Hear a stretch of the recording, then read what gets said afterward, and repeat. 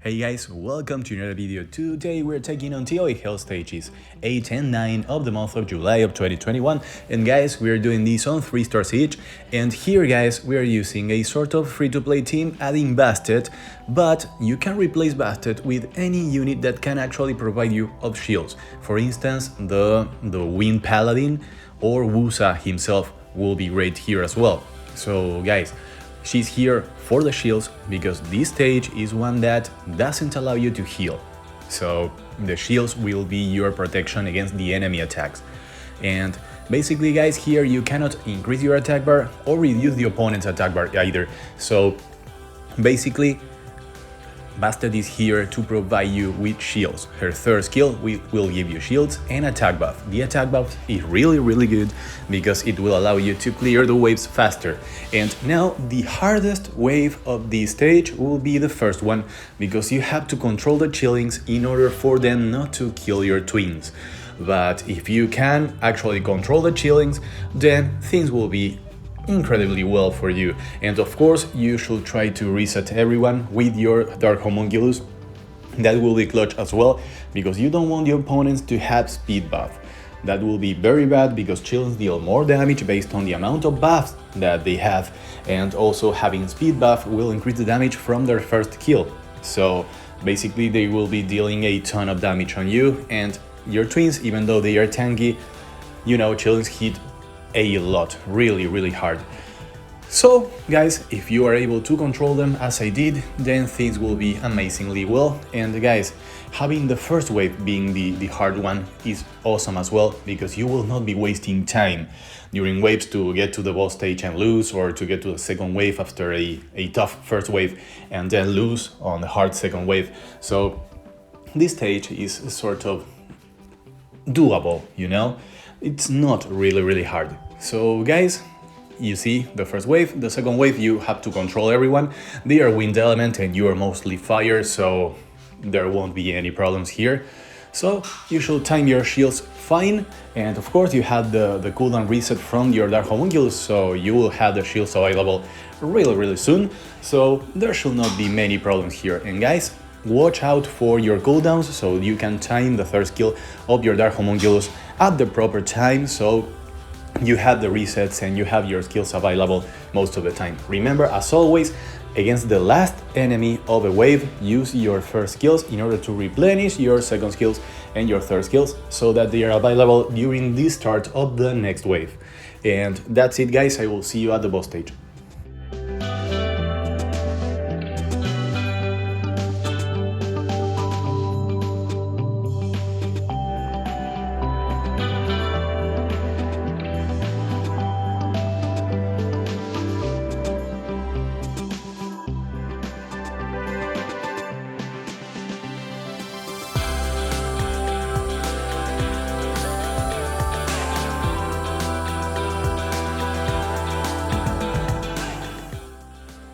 We are almost done replenishing our cooldowns, and here we are. Now we're using the third skill of Bastet, who provides a shield and attack buff only.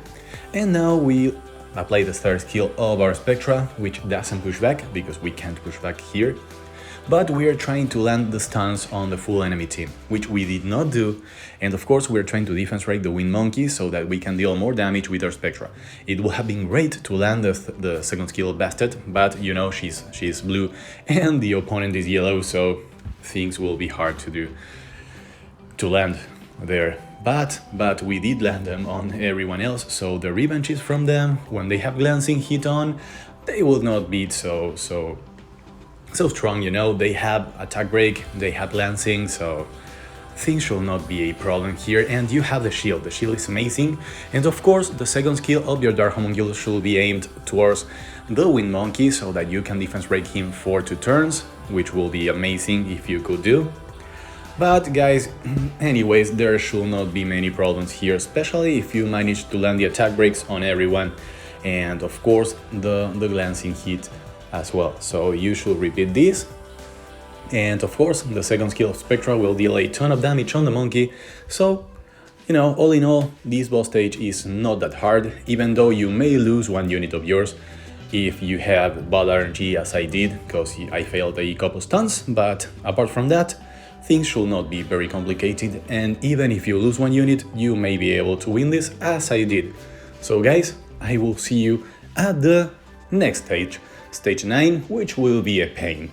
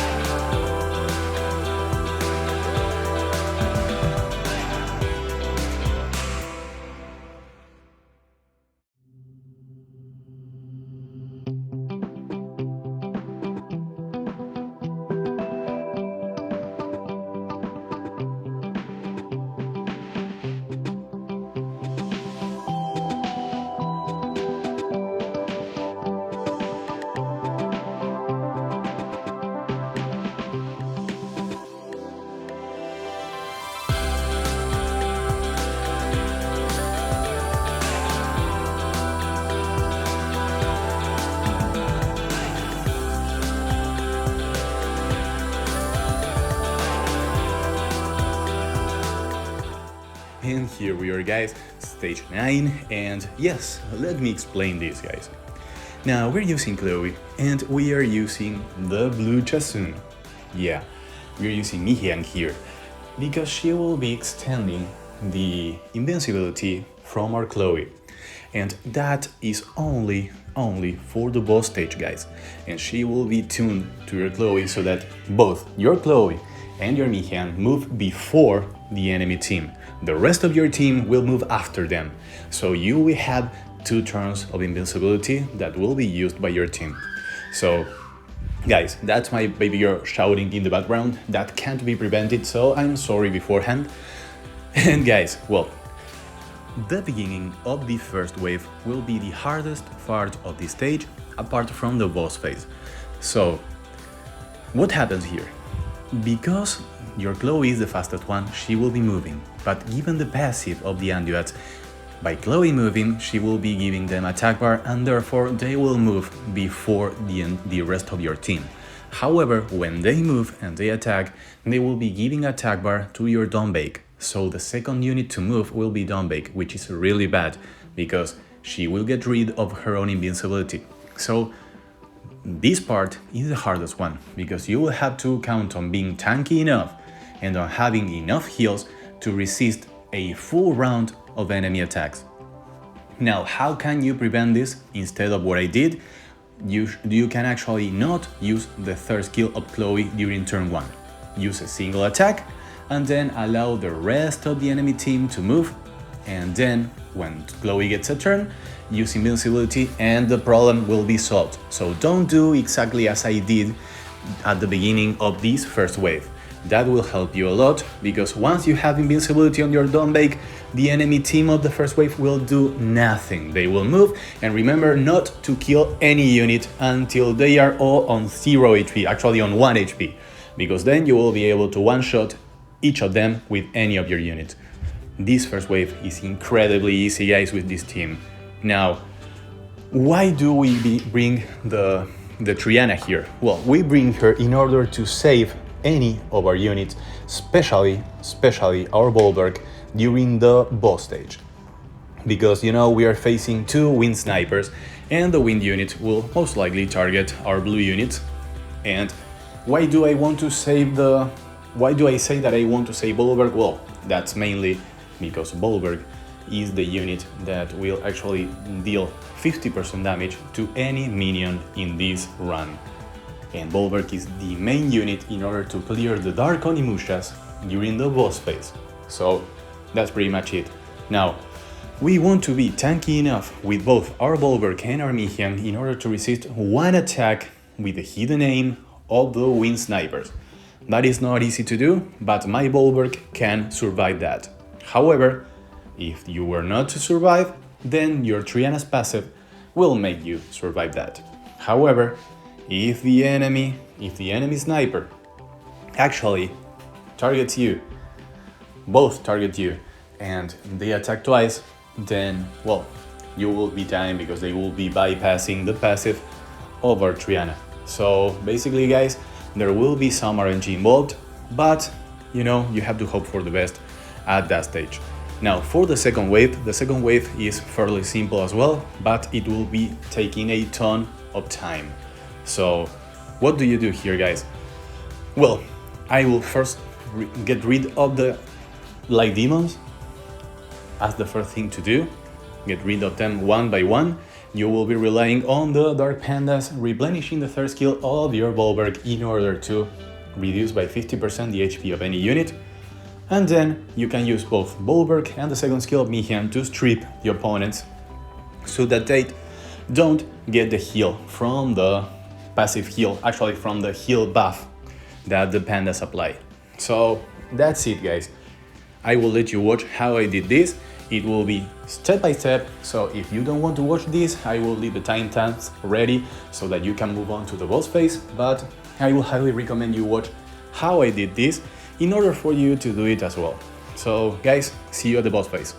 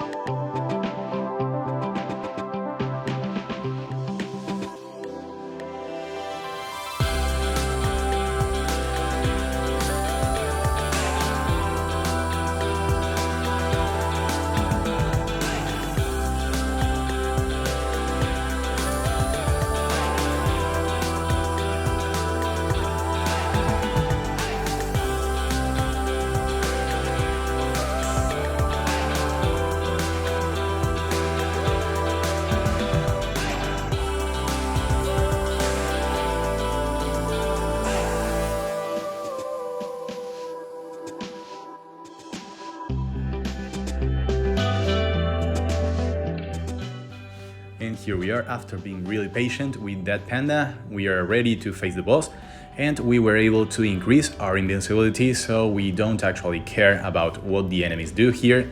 Now we reduce the HP of an Onimusha by half, amazing, and we start hitting with our String Master. Now the boss will be destroying herself by changing forms thanks to the passive of our String Master, which will be amazing. And here we were unlucky that one of the Onimushas didn't use the second skill, because we want them to use that so that they can't use it after we ran out of invincibility. So that was really tough. And this was clutch because we were able to survive by an inch of HP the attack of those snipers. So yeah, that was really clutch. So the passive of our Triana really helped us tank the second one. So yeah, things went perfectly fine, exactly as planned and as I explained them. So here we are, we lost a unit already, so now we have to get rid of that Dark Onimusha. And remember, anytime we use the second skill of our Bulwark with full stacks, we will be completely replenishing our HP, and actually 2 stacks will be enough to replenish all of our HP as well. So yeah, now the pony got a buff recently, not too recently, but a few patches ago. So now she actually heals with her second skill. However, the heal is not that great, so we actually don't care too much about that. And of course, if we are able to catch the opponents without immunity and we were able to land an attack break on those things, will be amazing. But, you know, what can you do? Now, here we are getting ready of one of those snipers, and then we will target the other sniper and we will allow the boss to kill herself thanks to her transformations, her constant transformations. Each transformation will reduce 5% of her HP thanks to our Dawnbake's second skill. And of course here, guys, I skill tap my Dawnbake thanks to the current event. So basically you absolutely need your Dawnbake to be skill tap. You really need that.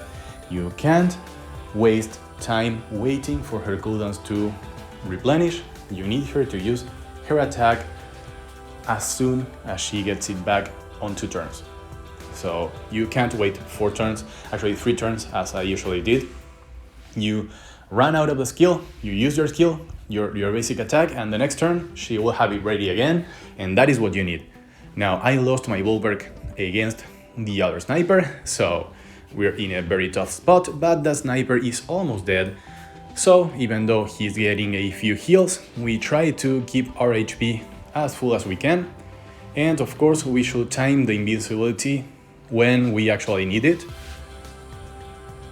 So I'm saving it for special occasions. And now of course I did not target the sniper there. And that was okay, he didn't do a ton of damage.